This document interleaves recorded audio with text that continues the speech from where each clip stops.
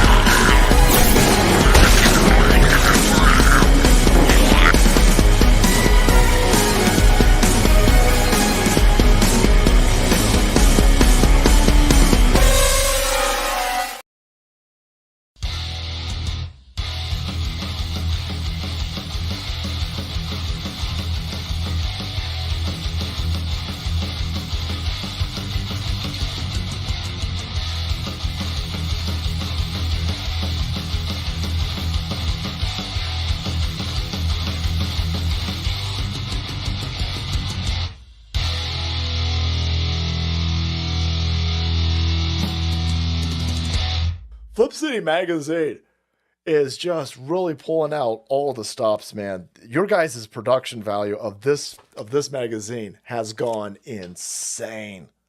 I mean, look at that. I mean, I remember when you guys, it was black and white. Even when it was black and white, I thought your quality was great.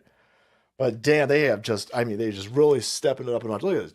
James Corbett, boys. James Corbett. Genuinely cutting, but also funny, and obviously just chaotic and very fun. I love Flip City. It has brought new types of badassery and integrity to the print medium.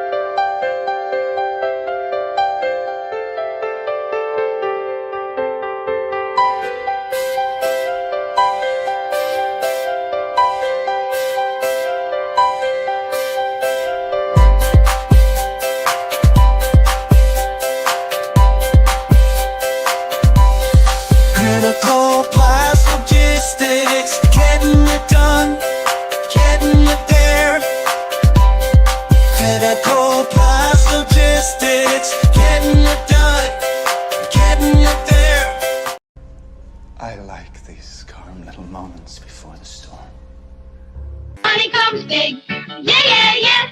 It's not small. No. Kiss my entire. Oh, my darling, not 3 times on the ceiling if you want me. Your coffee, sir. Thanks, beautiful. You're welcome. This is a man's world.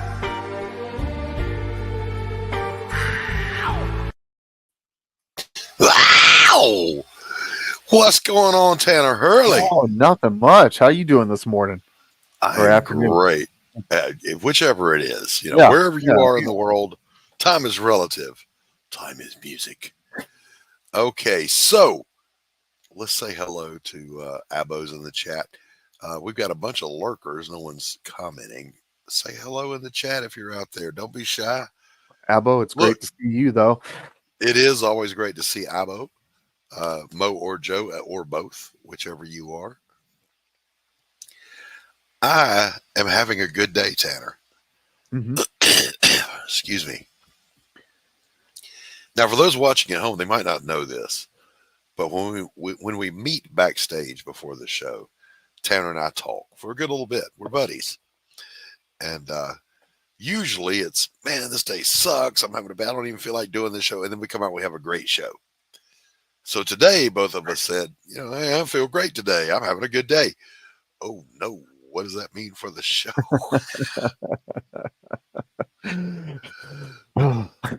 Yeah. It does it mean anything? Are we going to have a good show, Tanner? Yeah, What's we're going up, to have Stephen B? Stephen, what's going on? Stephen B in the chat. Good to see you. Anthony, if you're watching, you just tried to call me. I'm live right now. Okay. So can't take your phone call. Not going to happen. No. Not right now. Oh my goodness. So, wait a minute. Let's see what this is.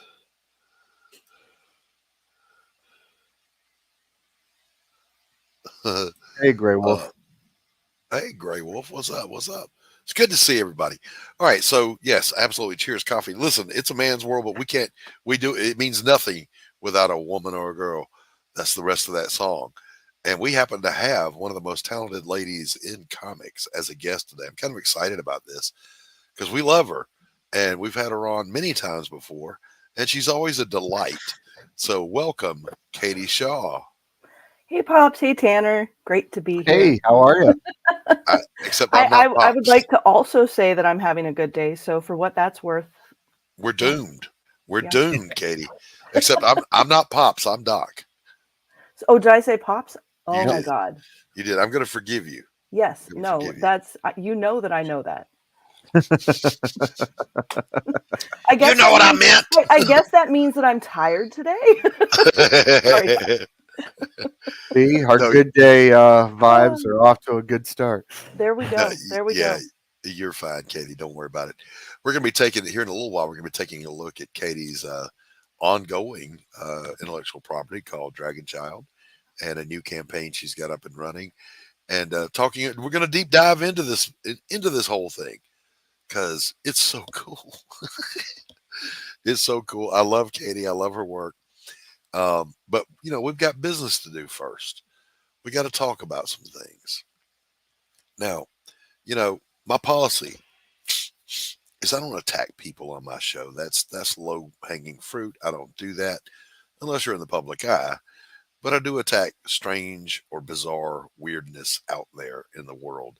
And this one popped up today. I don't know when it happened, but all of a sudden, Kamala Harris is saying she wants to build a wall at the southern border. Yeah, I saw why didn't a you build it headline over the for last that, and 4 I years? didn't even bother looking into it. I'm like, no. So wait, it's no tax on tips a month after Trump said it, and now we're going to build a wall, and she's running against high prices on everything. I'm so confused. Who is she actually running against here? Against her own campaign. She's running against her own administration. Billy Powermax in the chat. He wants to know if Katie is related.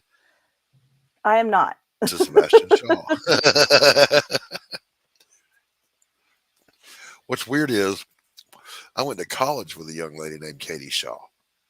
You know, I've always heard that there are many Katie Shaws. I've yet to meet another one.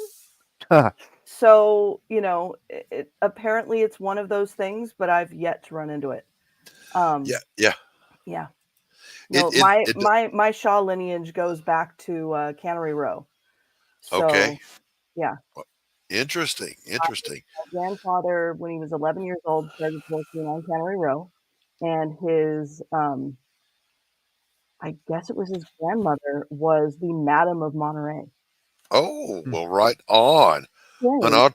An entrepreneur. Yeah, and she was in a Steinbeck book. So, nice. That's quite a lineage. Listen, my family lineage comes from Skid Row.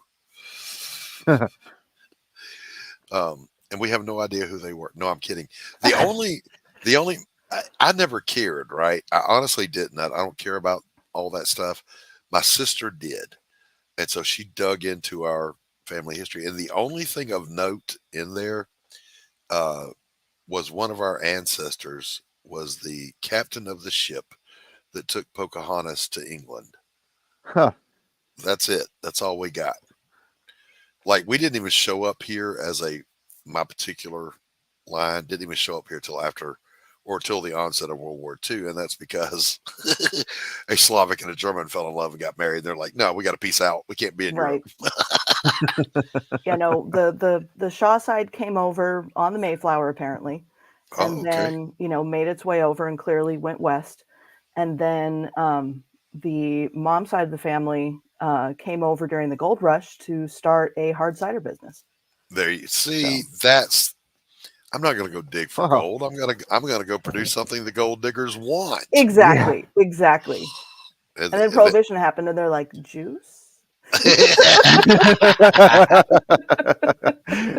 We can pivot. Oh my gosh. You know, nothing but respect for those that have good hustle. Why go dig in the mine all day long when I can just make some hard cider and they'll give me the gold? Exactly. I love that. That's American entrepreneurism, boys and girls. Don't let anybody hate on it. That's what we do. You have a certain set of skills or an idea and you want to market it. And if people are willing to pay you for it, more power to you. Absolutely. Oh 100%. My God. So, there's I don't want to jump into the meme review yet. Because there's so much happening in the world right now. And I don't really want to talk about all of it because it's starting to get old, but I just wanted to say, if you're out there and you have a little bit of common sense to you, please vote. On the other hand, if you're a fucktard, please stay home. Please stay home. I can't afford 4 more years of this. I can't. I physically don't have enough money to afford to keep choosing between paying the mortgage, gas in the car, and food and prescriptions. I can't do it. Yeah, as far as I'm concerned, we need to get money out of politics.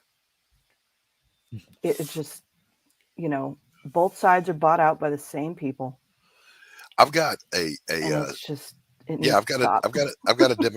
a Democrat friend, but he's only a Democrat fiscally because he thinks that they do a better job of the economy. He's wrong, and I've showed him he's wrong.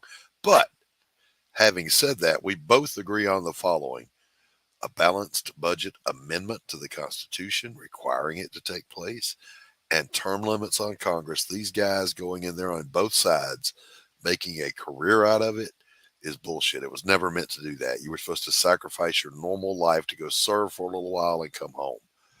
You know, I mean, McConnell's been in there my whole life.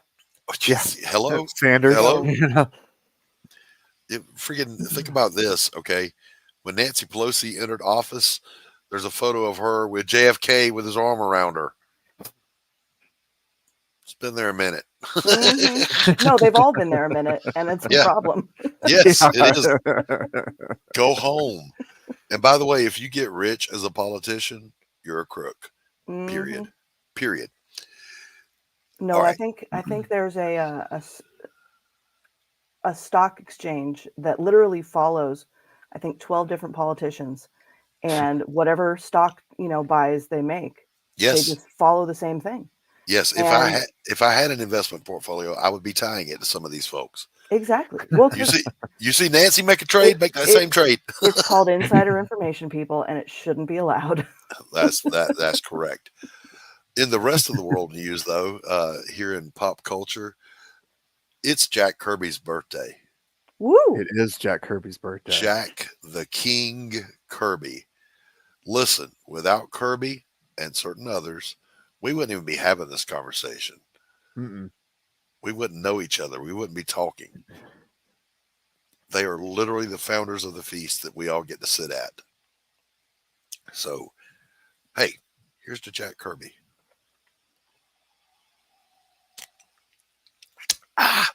Are you still hawking cider?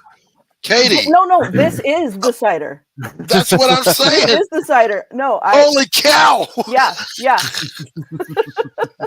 You think I'm joking, Doc? I'm not. The hustle goes on. No, I don't know if you noticed yesterday. I had my cat mom cup, and so this is the other mug that was in the line. I did. I saw your cat mom mug yesterday, and I thought it was cool. Mm-hmm. But that, yeah, so was awesome. So awesome. It's got all the different bottles. Okay, apple to bottle. Right on. See, yeah. I like Penny that. Boss says, and this is for you, Katie. Loving the conversation. Quick question to Katie: is the Ketchup trade paperback full size, and does it include the floppy covers? It does. So I can show you exactly what it is. Sure. Let's embiggenate you. So this is the full trade paperback, and in the back,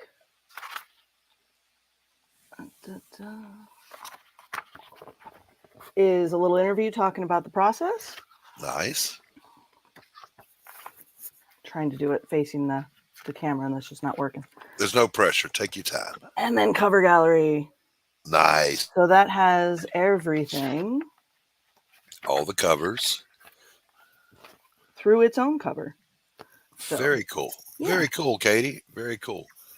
So it's all in there. By the way, Pity Ma, good to see you here. That may be the first time I've encountered you, so welcome. Let's see. I had so many tabs open, I got lost for a second there. We're gonna multitasking, Doc. You got to do it. I try, but I'm old, Katie. What can I say? In my day, multitasking was literally just walking and chewing bubble gum. That was it. We're going to go ahead and dive into a little segment here that we like to call. This is not a drill. This is not a drill. General quarters. All hands, man your battle station.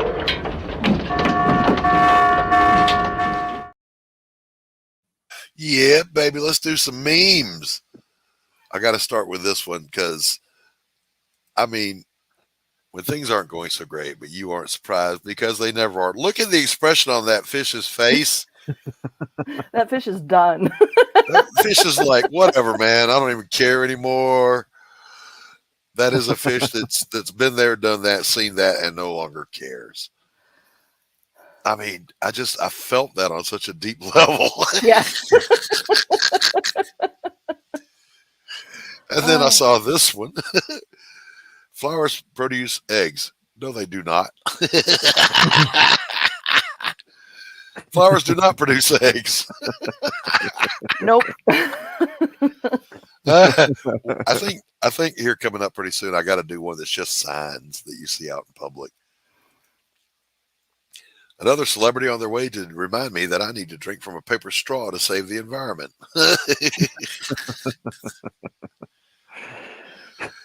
Let me just ask you, Tanner, have you ever thought about setting up a new doorbell? I like this one. I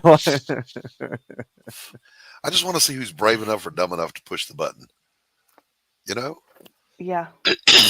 On a similar note, I want to have options for the horn on a car.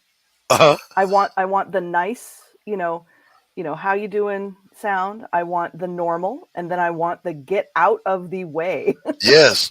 Move. Unless you voted for Kamala Harris in the primary, please refrain from calling Trump a threat to democracy. It makes you look super dumb. Because let's all remember, she received precisely 0 votes in the primary. 0, none. I have as many primary votes as she does. Anyway, you were told to clean the kitchen. We cleaned the kitchen. You didn't clean the kitchen. I didn't clean the living room either. Now, that may or may not sound familiar to you. If it does, good on you for paying attention. If it doesn't, don't worry about it. I just witnessed a lady throw away the center of a cinnamon roll. The center of a cinnamon roll. The greatest bite of the cinnamon roll. The reason you get the cinnamon roll. The world is full of monsters.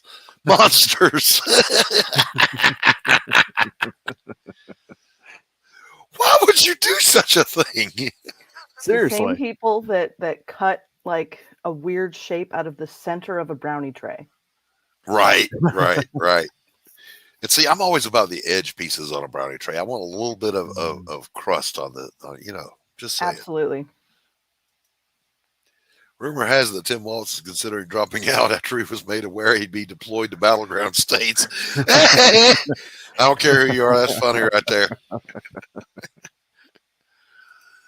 There can be no social inequality if everyone's poor. This is a true statement. There is no financial inequality when everyone is poor. I don't know what that means. Retirement plan. Move to Mexico, give up citizenship, come back illegally, set for life. And, just saying, there might be a little something to that. You can't be in violation of a magazine ban if you don't have a magazine. Belt fed all the way, baby. Oh, my gosh. And because I'm never letting this woman go, ever, she is meme gold.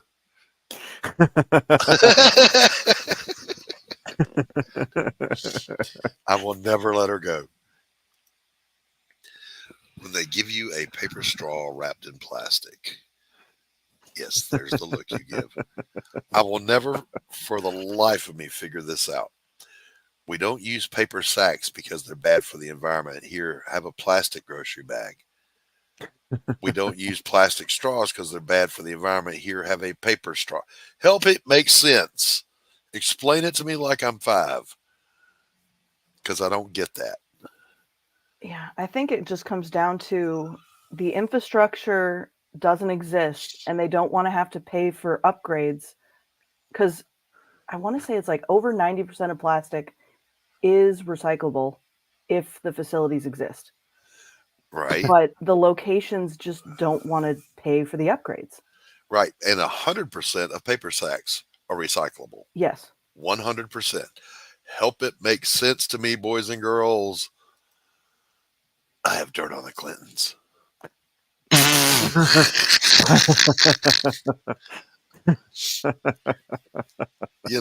Just saying.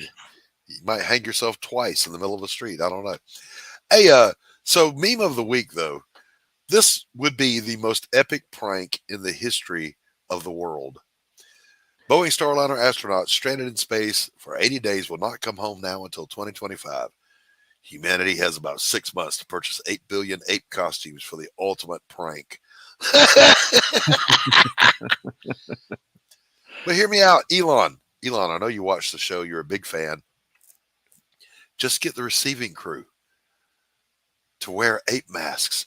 That would be the funniest shit ever. Tell me I'm wrong. Tell me I'm wrong. Tell me I'm wrong. This has been another exciting episode of... This is not a drill. This is not a drill. General quarters. General quarters. All hands back to battle station.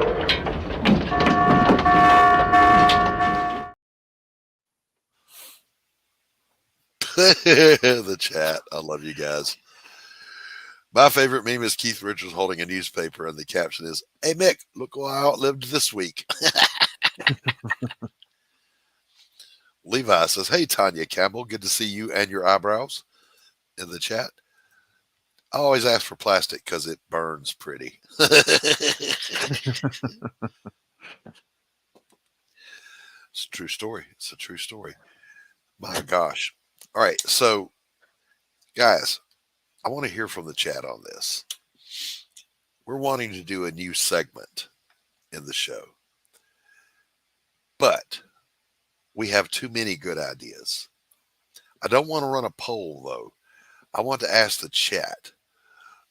But you can't even see Levi. You can't see the keyboard either. I give Tanya grief because she has fringe translation bangs. She's over in the UK. You can't see Levi because he's probably he's watching on the Madness Comic Network YouTube channel, and you're watching on Doc's YouTube. Yes, we broadcast to multiple locations. However, having said that, Tanya hides her eyebrows. So I'm always giving her shit. Show me your eyebrows. I don't trust a person if I can't see their eyebrows. So Tanya and her eyebrows are here. I forgot what the hell I was going to say. Oh, Levi was in a different chat. By the way, let me go over here and look, Tanya. If you're in my chat, I need to make sure you have a wrench. Go to my own channel. Go to live.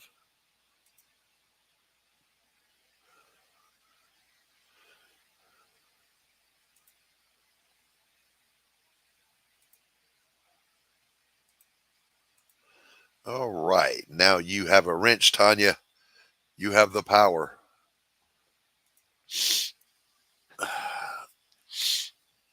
I did have to smack her. I'm not going to lie. I had to smack her around a little bit, all the way from here across the Atlantic over to the UK. What's up, Jim O'Reilly? Hey, Jim. Hello. Good to see you. And you are very welcome, Tanya. Be sure you drop any links you care to drop. Hey, let's take a little look. Katie, for those of you who don't know, Katie is a creator. She's a writer, an artist, and she's pretty damn good at it.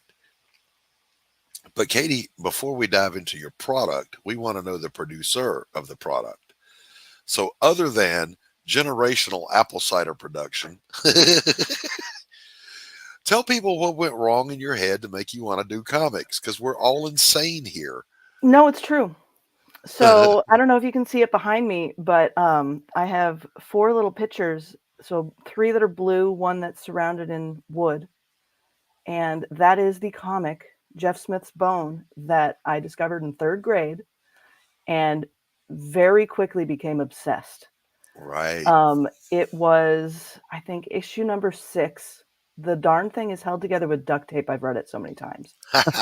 And I made my mother, so at the time we were living in Green Bay, Wisconsin, and I made my mother drive me 2 hours to Appleton. And we found that was the closest comic shop. So, prior to that, my knowledge of comics was, Peanuts and other things that I would find in the newspaper. Right, right. And as the oldest of 3 girls, it was so weird. My parents are strange. They had it in their brain that, girls could only watch quote unquote girl cartoons. Right. And so my sisters and I would get up early to, sneak in an episode of Batman, the animated series, or Ninja Turtles. Because, those were the boy cartoons we weren't allowed. But, so we really didn't have access to, that much in the comics medium. And so when we finally went to the comic book store, it was literally, do you have Bone? Do you have it? Do you have it? Can I read it? And so we, absolutely obsessed, sent in, letters to the guy being like, I love everything you do. I want to do what you do when I grow up. And when I graduated from college, went to, so this was, 2007, went to San Diego Comic Con for the first time. And he was there at his booth. And I was, chatting, going up, to get, at the time, it was Rosales that he was selling. Mm-hmm. And I don't know if anybody of you have run into his run of Shazam, which is fantastic. Mm-hmm. Totally biased, but love it. And couldn't speak more than maybe 3 words. Absolutely, just completely and utterly gobsmacked. Yeah. Yeah. So that's the reason I'm into comics, and that's why I'm into black and white comics, Doc. Yes, absolutely. I absolutely just madly fell in love with the medium of black and white comics, and yeah. Yeah. Jeff Smith, not only great freaking writer artist, Bone is amazing. Yes. And he's a super nice guy. He is. No, very, very nice. And I've run the same number of Kickstarters that he has, but he's got the second one finished. So yeah, no, but between Pops telling me that I needed to do a Kickstarter for issue 8, well, just whatever I was working on happened to be issue 8. And the fact that then, my absolute just, prime example of comics, Jeff Smith finally did his first Kickstarter. I was like, well, I should finally just bite the bullet and give this thing a try. And I didn't realize he did a Kickstarter. Interesting. Yeah. So he did one Kickstarter for his started as a webcomic thing called Toking, which is based on basically a bunch of anthropology. And then the second one was actually to reprint the Thorn comics that he did while he was in college. Yeah. Which he hadn't seen in like 40 years, because when he was trying to get it syndicated, everybody was like, nah, we can't do this. It's fantasy. Who wants to do, fantasy in the newspapers? It doesn't work. And so he was convinced, because everybody was telling him it was bad, that was the case. And so hence he's, avoided printing it all these years. Right. And, then made well over $300,000 just reprinting something that he did when he was in college. Right. So the man is the GOAT, and I will hear nothing else. I'll allow it. I'll allow it. I met Jeff Bone at DragonCon back in the 90s, and he was as approachable as any other person. And we stood around making smart ass comments. I'm not going to mention the name of the other famous creator who was there being a dick, but we just stood around making fun of that guy for like a good 5 minutes. And it was awesome. And then, later on I found out, holy shit, this is Jeff Smith, man. This guy's, he's big. Yeah, he's a good guy. Like you want a proof that indie comics can work? That's the guy. Yep. Him and Ben Edlund. I met Ben Edlund at the same con, creator of The Tick. That guy was insane. He was so funny. That world you see of The Tick, that's in his head all the time, and it comes out of his mouth. That's just wrong. You've got to swat that on the nose with a rolled up newspaper of goodness. Who else is the nicest guy is Stan Sakai. I don't know him. Oh, you need Doc. You need to. Oh man. So Usagi Yojimbo. Yeah. Usagi Yojimbo. So he did a bunch of crossover stuff with Turtles. Yeah. And he and his wife, nicest people. Now you got to remember, in defense of myself, Ninja Turtles came out and I was already a grown ass man out here in the world. So I didn't come up with them. Well, so him and Jeff Smith, they did a lot of tours together in the comic scene. So, very much same era of creators. Right. Copy that. All right. So let's take a look at, no, I'm not done interviewing Katie about Katie yet. Yeah. So 3rd grade, obsessed with Bone. Yeah. So if not for comics, the thing that my parents would have rather me gone into is I grew up singing Broadway songs with my dad playing piano. So when I was 5 years old, he's like, yeah, let's listen to Phantom of the Opera, but he would cover my ears whenever the character deaths would happen, because clearly the recording, that's going to be terrifying. But I was the little 5-year-old singing Christine Daae and didn't think anything was weird. Right. Awesome. So I grew up thinking, can't everybody sing? Can't everybody draw pretty pictures? Isn't that normal? Exactly right. Yeah. Now, what were your vocational? What was your vocational direction aside from doing comics? I worked at Apple for 7 years. So when I graduated college, that was my first job, was and really my only job that isn't comics Okay. was working, teaching people how to use everything Apple computers. Okay. So my title was creative, and that frankly let me get a bunch of really nice discounts on things to create comics with, because the entire time I was there, it was, let's get a real job so that I can create the comic on the side. But the Right. reality was I'd come home every day completely wiped, because it's not only customer service face, because you're when you're not teaching people stuff, you're selling things, Right. but it was also engaging with customers. I to this day run into people who are like, can you help me with my iPhone? Can you fix my computer? Things are wrong. And it's been a decade, and they still want my help. They still recognize me. So that was my life. I, at the time, was working on issue 3 of DragonChild. And I got almost nothing done because I was just completely and utterly wiped. I actually had the pleasure, when I was in high school, to meet Steve Jobs and his wife. Our families went to the same resort in Hawaii for some of our Thanksgivings. And I'm very much of the opinion that Lorraine Jobs was cooler than Steve Jobs. And so working at Apple, it was really funny because, all these other people working with me were, pretty much worshiping the ground they walked on. And I'm just like, he's just a dude with kids and didn't want his kids using technology while they were on vacation.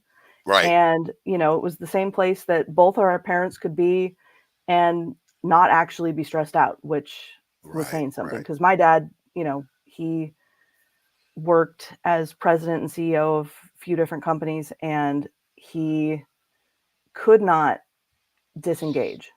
Right. But at that place, he could disengage. And so that was very much the, if you're on vacation, you have to get away, because otherwise you will be a rundown piece of mess. Agreed.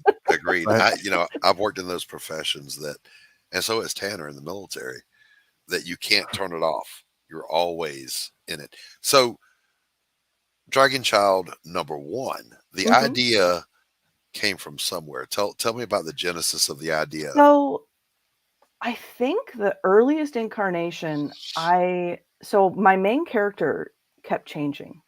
And a lot of the dragon characters, and even some of the, elves and griffins and other things, those were there much earlier than my main character, which most people wouldn't expect. I think in 5th grade, I wrote a story that was, dragon based. It was kind of like Land Before Time-ish. So you had a bunch of dragons and such that were all living in this valley that was, hidden away from people.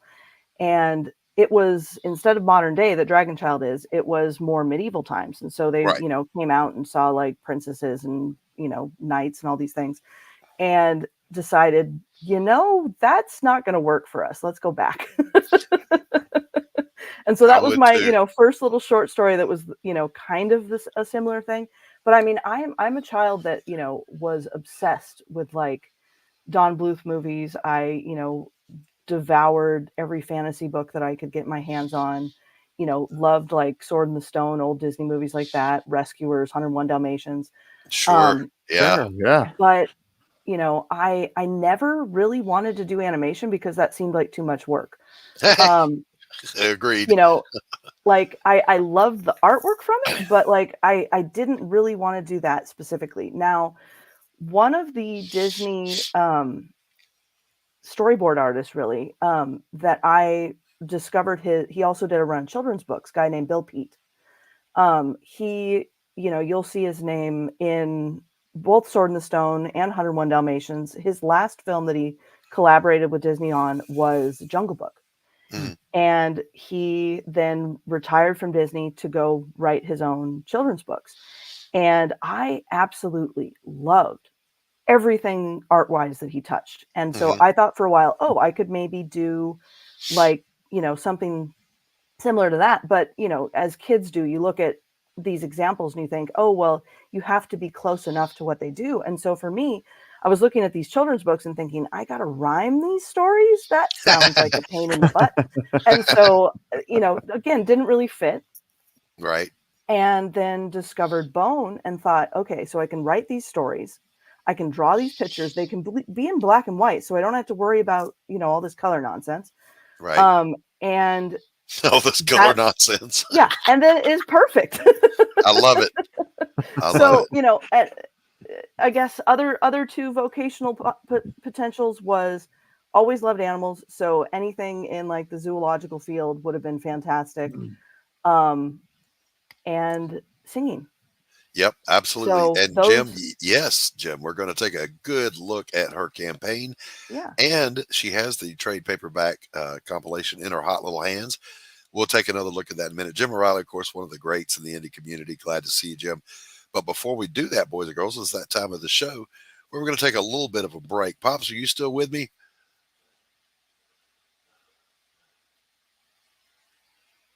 Yeah, he's still here. Okay.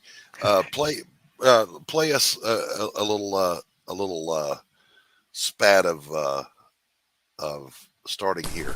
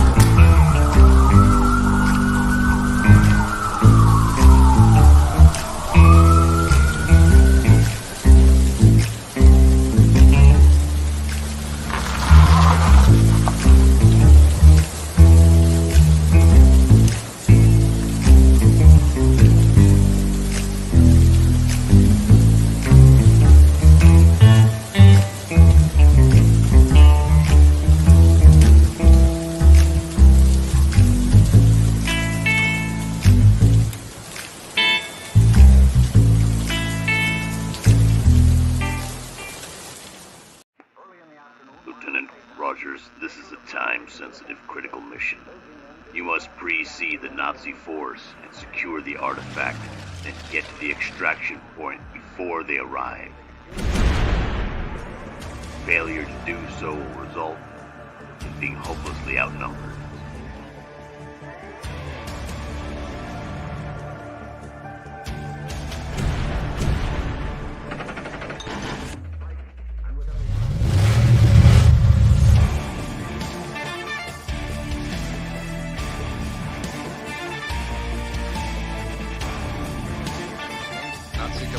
It's time we take the fight.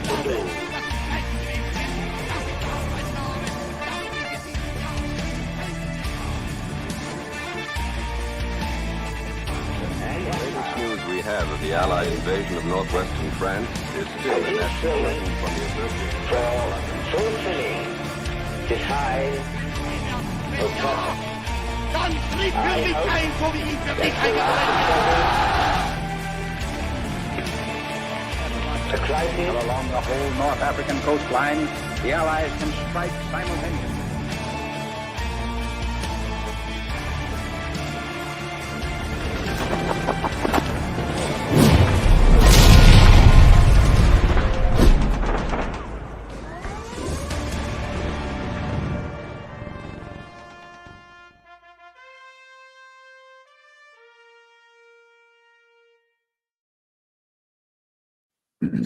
We are back. Good looking forthcoming project from our friend John Dillard, Yellow Flash, and I can never remember that guy's name, the writer. Oh Lord. I'm sorry, I'm forgetting who you are. I'm so sorry. Literary Devil, I think. Is that his name? I don't know. I'm sorry. But we're gonna take a deep dive now. Literature Devil. Literature Devil. Yeah, Literature Devil. Yeah, thank you, Pops. We're going to take a look here at Katie's campaign and her project, DragonChild. Now, this is this funder is for the collection, correct?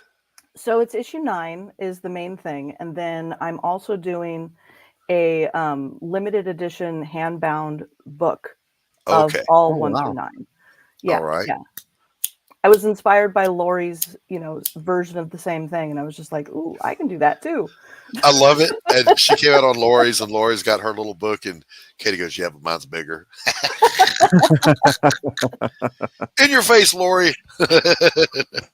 It's all good. Yeah. Well, it's always funny how in comics, each iteration of the book, things tend to get smaller in printing as opposed to, doing bigger versions of them. And, mine's just, formatted for 8.5 by 11, folded in half. So, but yeah. It's but funny. I saw the hardbound, and it looks great. And we'll take a look at that here in a minute. Yeah. Pops, go ahead and play that trailer for us. Let's take a look here. Hello, everyone. It's me, Katie Shaw, the cartoonist behind DragonChild, and I'm back for my second Kickstarter campaign. I would like to welcome you all to the Kickstarter for DragonChild issue number 9. Thank you for checking out my indie comic project. For those of you who are back from the first Kickstarter, thank you for your continued support. And if you're new to DragonChild, I am so glad that you're here. DragonChild is a modern-day fantasy comic where mythical creatures are real, and the dragons have picked one human to represent all of those creatures to humanity. That unsuspecting human girl is Ryu Kodomo, our main character. So far, she has learned that elves and dragons are real, want her help, and in our last issue had her first training session as the DragonChild. Issue 9 picks up with our main group of characters enjoying a swim in the river after that training. And that's not all.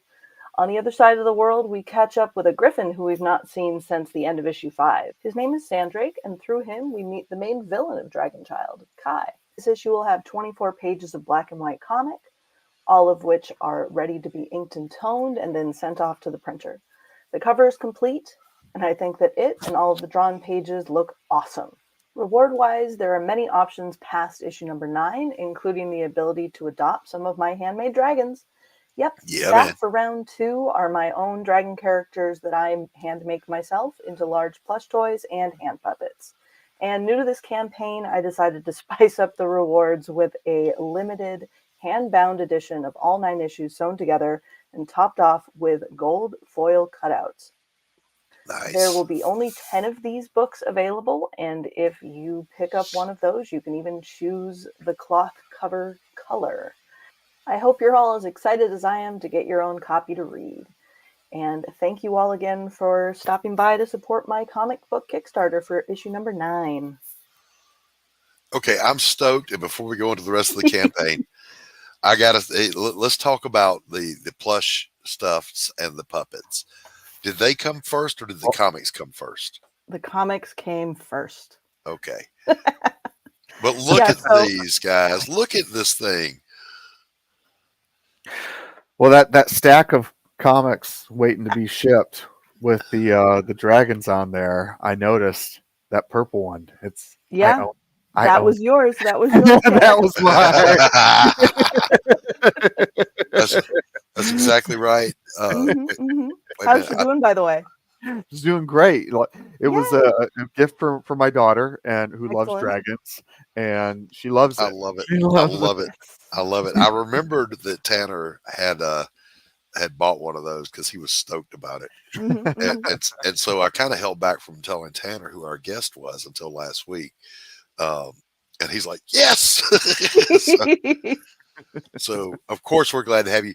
Now, how did you get into making the puppets and the stuff, though? Yeah, so basically when I was doing my very first con, which was back in October of 2013, and so that was APE, which Alternative Press Expo. Unfortunately, that show is no more, but all I had was issue 1. I had some prints and some, sketches, and that was it. So I needed something else to take up table space. Okay. And crazy person that I am, I thought, well, what else, if I were on the other side of the table, what else would I want? Yeah, that was Pop's little sketch. So everybody who backed, that was a physical backer, got a little, 5x7 sketch, and that was Pop's. Yeah. Because gotta draw Crom for Pops. It's just how it is. But so, crazy person that I am, decided, oh yeah, why not make the dream plush that I would have wanted to buy as a child of some little characters. And so I made Ember, the green one, as and that first one was hideous. I will be the first to admit. I changed a couple things, and they've all pretty much looked exactly like the one behind me right now. And yeah, but Katie. No, hold I on. taught myself, Doc. There was no training. I looked. You just woke up and said, "I want these plushies. Yeah. Let me make one." I looked. So legitimately, yeah. So I looked around my house and I said, okay, let's take a bunch of my own stuffed animals. My husband at the time, boyfriend of many years, was like, okay, let's not be a mad scientist and pull these seams apart. And so I didn't take a single plush apart. I will let you know, because he was giving me too much crap. And so I looked at, various seam designs and, tried to figure things out, and then did a bunch of tests. And so I could pull them out of my closet. I have examples of the very first ones that were my templates, as it were, to prove whether the pattern worked. And so I'm drawing these out. I'm, co-opting my sisters to be, sewing them with me to try and see if it works. So I have this one that's maybe a foot long that doesn't even have a head. It was just to prove that the body concept worked. And it's made out of like pink, multicolored fabric, that I want to say it's just cotton. The thing's not even stuffed. It's just this empty little, we call it this one-winged chicken dragon, because it doesn't have a head. It only has one wing. But it was to prove that the concept worked. And then the other one, same fabric, but closer to the size of the whole thing. It was to work out the head design. And the funny thing was, between that version and the one that I made out of the real fabric, the minky nice stuff that's like $15 a yard, I changed the head design, which I should not have done. And it ended up like putting its head forward and just looked not great. And so all I did was shorten the head, change the way that the back leg attached, and almost everything else was first design. And so I got super lucky, partially because I was obsessed with stuffed animals growing up. So between comics and singing and writing stories and watching, animated movies, those were the things that I, loved. And so I got very lucky in designing them. And then when the puppets came along, so that was maybe 6-7 years after, coming up with Ember, I digitized the pattern, which at the time was just, on parchment paper. So digitized that in Illustrator. So, made the vectors all nice and straight, and upgraded it about like 120%. Did some, again, tests to make sure that they worked. So I brought this completely blank eyeless version to a bunch of cons just to make sure that it fit people. Because that's the thing with puppets is, not only do you want to make sure that kids and adults can use them, because, we all want to play with puppets. Let's be real. Right. And so that was my excuse, was I wanted something that I could make in a day versus the week that it took to make one of the big ones. So, the weird thing was, for the puppet design, the thing that took the most effort was actually deciding on how I wanted the neck to look, because the head was already determined. That was just using what I already had for the regular ones. And the inner part has a bunch of pockets for stuffing. And so I have this almost triangle bit here to here on the back of the neck. And what that does is it allows the puppet, when it's just sitting on its own, to kind of have shape to it, but it also kind of perches it on the top of your hand when you're, utilizing it as a puppet. And, nothing in this world makes me happier than seeing little kids come up. And I mean, let's be real, adults as well. People coming up to my table, asking, can I, use one of the puppets? I say yes. And then they go and bite whoever's nearest to them. Yeah, because that's what you do. And the Kermit That's crunch. what you do. That's what you do. All right, real quick, let's scroll through the tiers over here, the rewards tiers, whatever they call it. And actually, real quick, so if you scroll down just a tiny bit, so I have 3 fully inked pages now on here that I've updated since working on it. So if Pop scrolls down past there, so there we go. So keep going. So page number 1, fully inked. So tones get to be added, and keep going. Page number 2. Nice. And then page number 3. Yeah, in both, illustration, animation, water is the worst. And apparently I hate myself. I'm going to disagree with you. Stairs are the worst. Perspective is bad. I will give you that. I go out of my way to do, organic shapes. So that Yes, Lord. perspective is not as big of a problem for me. Because Same. Well, and then the other problem is, because I grew up as, an animation watcher, sometimes shadows aren't, my instinct on where everything goes, because in animation, 90% of the time it's without shadows. Right. Unless you're, talking absolute severe shadows where everything's in shadow and you have a little bit of highlight. Right. So I have to think about it. Yeah. See, for me, I'm like you. The organic stuff is easy. I've been a landscape painter for decades, so it just comes natural.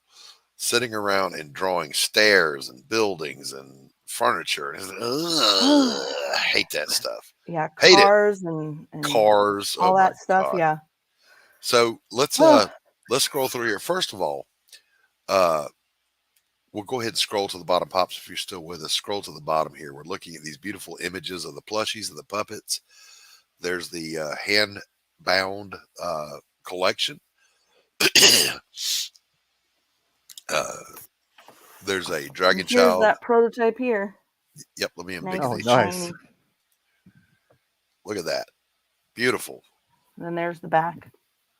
Beautiful, beautiful, beautiful. So it's lovely little, foil cardstock cutouts, and then those are just glued in place, which meant that doing that logo there was a pain in the neck, but it was, it turned out so nice. And I was like, oh, it looks good. Yeah. All right. So I don't want to not get to the tiers. Pops is going to have to go here in a minute. He's backstage running this. So let's go through the support tiers over here on the side and see what people can get when they back DragonChild. DragonChild issue number 9 is $12. Good price point. I like it. Thank you. And how many pages of book is that? So it is a 24. 24 pages, $12. Good price point. And then the next one is for $15. You get a issue and a sticker. So you get nice little tchotchkes for an additional $3. Good deal. And then next we have, there's one of the stickers. Thank you, there. Very nice stickers. You're muted, bro. He just came out to show us the sticker. $37 will get you an issue and a print. And the print is you get to pick one of 8. So there are 8. Yeah, I have a little add-on section down there at the bottom, and it shows all 8 lined up, so you can see what your choices are. But fantastic. I figured the one with the 3 dragons would get people's attention too. Yeah. Now this is the wonderful one here. You can catch up all 9 issues. Excuse me, PDFs, $40. Yep. Retailer tier, always glad to see. $40 will get how many copies? I can't 10 see. 10 copies. 10 copies. I mean, come on, that's $4 a book. Come on. And then the catch-up mini volume. Yeah, so so I have 2 different paperback choices. So there's the 3-issue mini volumes, and then there's the 6-issue standard trade. And so, I figured let's give people options. They can, pick and choose whatever they like. So, you can get all of it with the mini volumes, or you can just get it with, the 6-issue, trade plus then 7, 8, and then you get, of course, 9. Right. Okay. All right. Yeah. Outstanding. Excuse me. You do have the complete collection in that trade paperback you showed us earlier, correct? 1 through 6. 1 through 6. Got you. And hold that up and let folks see that again. This is the trade paperback that does, by the way, have the cover gallery in the back, production notes, etc., etc. Beautiful stuff. Yep. That's a lot of product right there. Well, and that is. It's, got your nice title pages and everything. So it's heck yeah. Yeah. It's fun. That's a nice looking product. Just gonna say. I'm looking forward myself to getting there, Katie. I don't have enough material for a trade paperback yet. We'll get there. It's amazes me how much of a difference, especially at cons, having that 6-issue trade really makes. Yep. And what I discovered, so with the mini volume, so again, those are the 3 issues. Those so by themselves, they're generally, at cons, $12. And if I sell them as a set for $20, that's what people like. Yeah. Because for a while it was, finding a price point that made people happy. And that made the difference. And now I'm selling, both versions of the volumes just as much. So yeah. Speaking of cons, you do a lot of cons. I You got one coming up. I do. So this weekend, actually, so starting on Friday, I'm going to be at SAC Anime, which is up in Sacramento. And that one is one of the bigger shows that we do a year as far as attendees go. Like I do better business there than I do at WonderCon, which is always something that entertains me because it, price wise is not that WonderCon's terribly expensive as cons go, but the level of support that I see at SAC Anime is so far and above, what a $250 table, for Arts Alley is expected to get you. Right. So I'm looking forward to it. I figure if I'm going to do a show in the middle of a campaign, that's the show to do. Right. And by the way, let's the image on screen right now. Remember, she said I needed something else on my table. And initially they were, on the table. And when it was 1 dragon, it was fine. When it was 2 dragons, it became a little awkward on 6-foot tables because they'd have to kind of cuddle up next to each other. And for an all ages comic, we would get some people that were making some jokes, as we can imagine that they would make. And so we have a friend who's a carpenter, and so he made the bookshelf, the waterfall bookshelf for the comics for the issues, and then also the dragon tree. And it makes all the difference in the world because not only did it then give back space on the table for the trade paperbacks, as well as the portfolio with all the drawings and the prints and everything else, but it lets people see things from far away. And there's the oddball that shows up that sees the comic first, and that's always a pleasant surprise. But most people, they see the colorful dragon tree and come running. So because that is an eye grabber from a distance. It is. Oh yeah. It is. Well, I think yesterday on Laurie's, I had asked you, does it kind of draw people? Hell yeah, it draws people over. Absolutely. No, no joke. The dragons are my booth babes, and that was, the intention was just to get people there, even if nobody wanted to buy one, because you make any of this stuff, and you don't know what the interest level is going to be, and I've been pleasantly surprised with the amount of interest that people have shown in both the comic and the handmade dragons. But I have on the 2 big ones pet me signs, because in the initial it was the are they going to yell at me, like are they going to bite me, like is something weird going to happen? And so I because a lot of times you get stuff that big and there's some gimmick associated.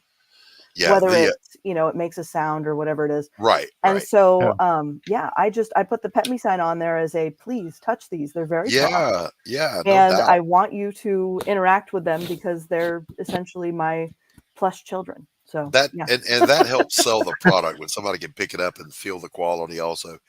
So you can adopt a dragon. Yes, you can. So there's the puppets, and then there's the 2 big ones, all the way at the bottom. So you got Ember there, the good girl, the favorite, and then Shandira, who everyone else but me loves more. That's awesome. I love those, Katie. They're, let me take you back, boys and girls, to just a little while ago when she said, I can't believe everybody can't sing and draw and just decide to make puppets and plushies because they want to. Screw No, you, Katie. I live my life as a perfectionist. Not that anybody could ever tell, of course. But yeah, it's I don't accept no, you can't do it as an option very well. Right. And so I make it happen. Yeah. And I love that attitude, and it shows in your product. Thank you.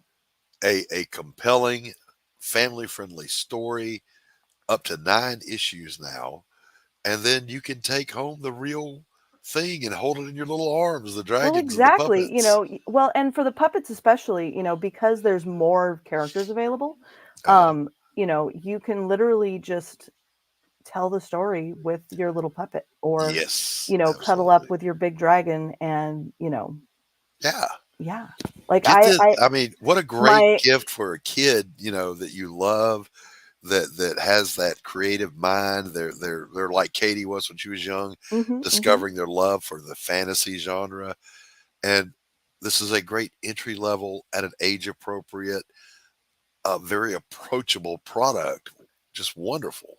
Well, and again, my personal love for all ages comics, stems from the fact that, yes, kids can love it, but adults can too. Sure. And it's absolutely. not just going to be this annoying little comic that's going to be, without substance. It's, there's a real story here that people can enjoy. There's just nothing inappropriate that would exactly dissuade right. the kids.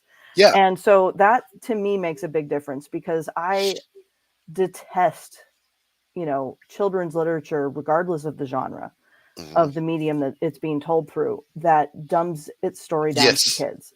That is not the type of thing that I want to be doing. And so my story is very much, I'm not holding the punches. I just don't have characters that are going to be doing anything inappropriate. And if they do, it's off camera. Right. And there's nothing wrong with that. I remember when I was in the I think 3rd or 4th grade, Clifford Hicks had a series of books about a character named Alvin Farnold and his magnificent brain. Just about this kid who was really smart, and his friends, and the adventures they would get into. And it was not dumbed down. Like, you can go read it now and it's still a funny and good read.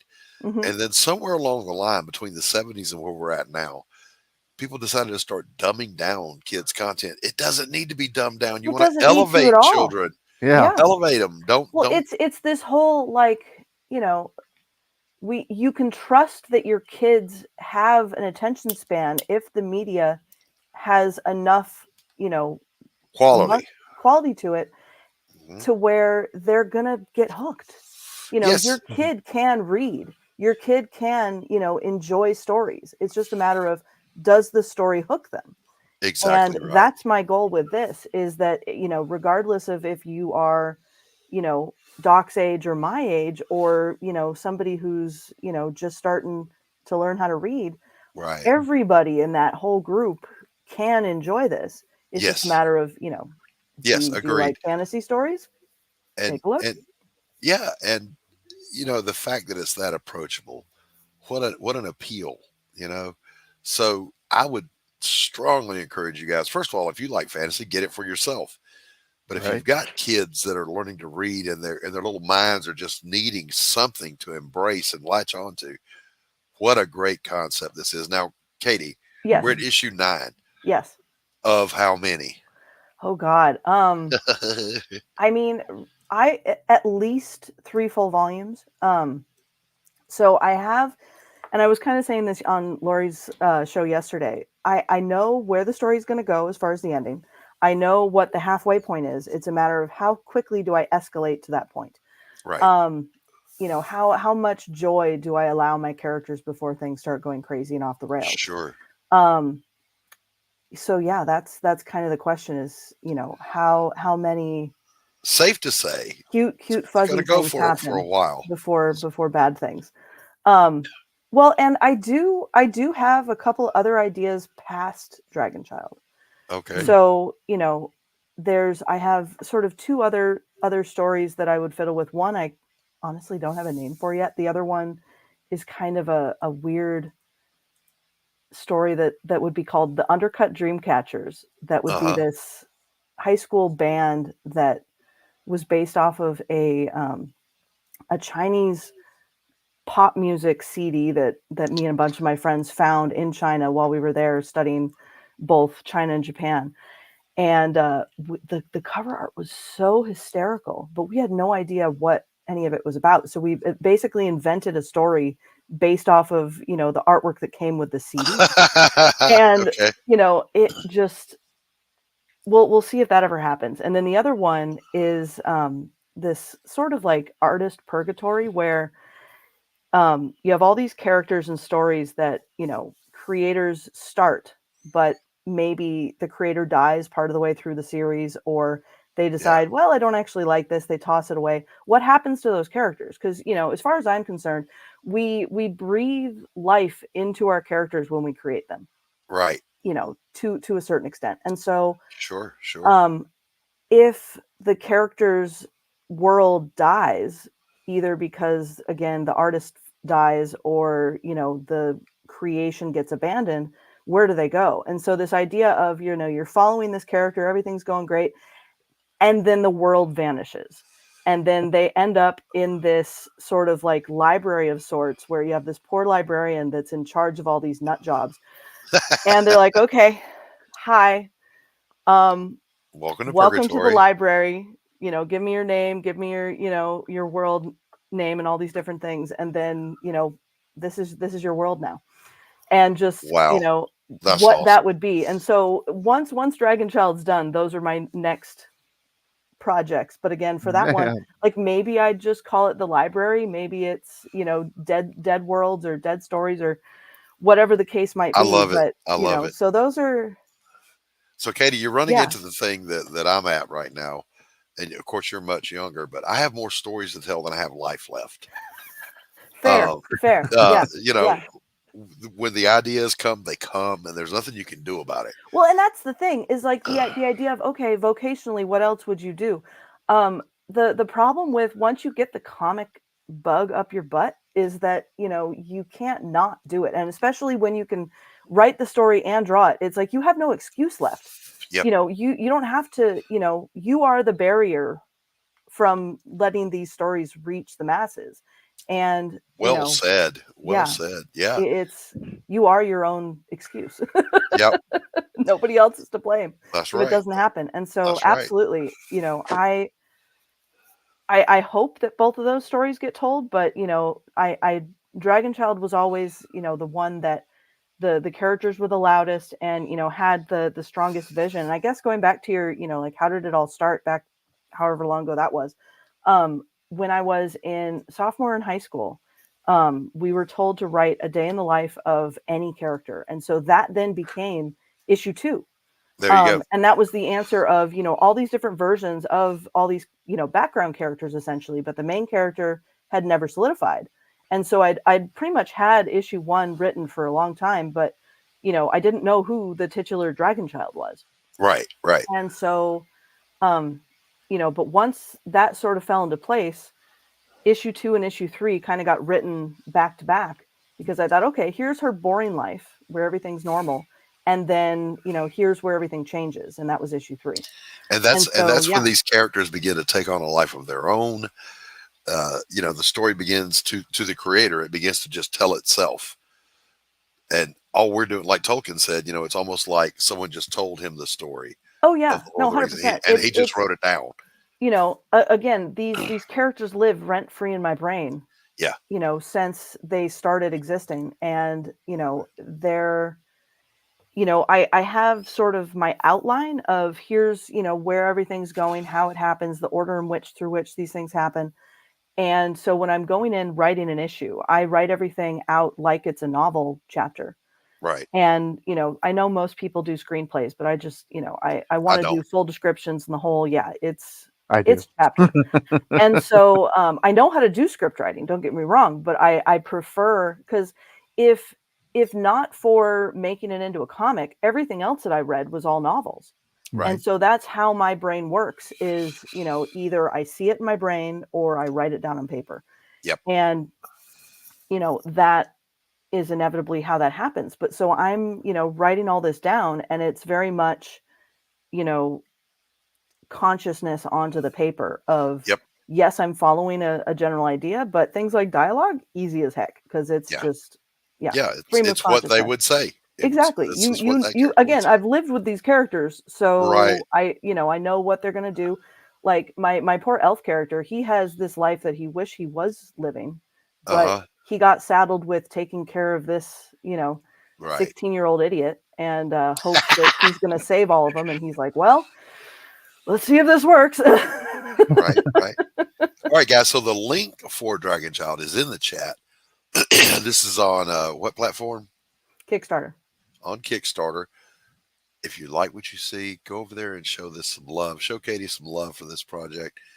In the meantime, we've reached that point in the show where it's time to say goodbye. And no one is sadder about that than I am, because I enjoy this conversation. I love talking to other creators.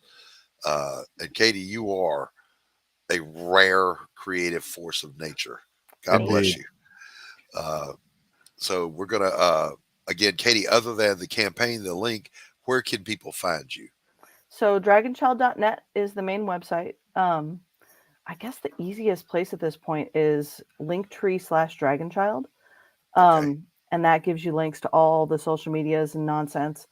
It's DragonChild comic on everything except for Twitter, which is DragonChild KS. Hey, what's up, Sam? But you can read, and there's links to this on the Kickstarter, both Webtoon and Tapas. You can read up through issue 7, see if you like it before you back the campaign. I highly recommend that, because, I mean, you can see the various images and such, but you really want to know, is this something that I actually enjoy? And if the answer is yes, please back it. But, do not feel bad about reading it first. Yeah, do it. If it's there, do it. It's test driving a car. Exactly. All right. Tanner Hurley, my co-host, my friend. Where can people find you, sir? Oh, you can find me here on The Madness. You can find me on the socials, Instagram and Facebook. Tanner Hurley. That's him. I'm Doc Blalock. I'm your host of Doc's Coffee Shop every Wednesday at 1 p.m. here on the YouTubes and on the Madness Comic Network. Doc Blalock. I'm the only Doc Blalock on YouTube for now. There is a Dr. Blalock, but he's just going to try to sell you some supplements. Fuck that guy. I'm the real deal. You can find me on the Twixter at Doc Blalock 8404-8404. And that's it. Every Wednesday, tune in here. You've been watching this on my YouTube channel and on the Madness Comic Network. It's been great to see all of you. Check out some of this stuff by some friends of ours. They call me a god. They call me a god. They call me a god. They call me a god. Let's go. I'm about to go off like a weapon. Fuel to the top, got a filled up engine.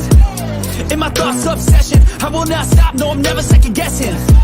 I got a God complex. Haters love to hate, but I never feel pressed. Got a lot on my plate, but I never get stressed. I'll take all the pressure like I'm acing this test. Tear it up like I'm Jason. I see the world like it's ready for the taking. I see this place like a game I'm playing. Straight to the bank to collect my payments. No negotiations, it's my way, I was born impatient. And like a damn Freemason, I'll run this nation. They call me a god. They call me a god. They call me a god. They call me a god. I don't know how to stop.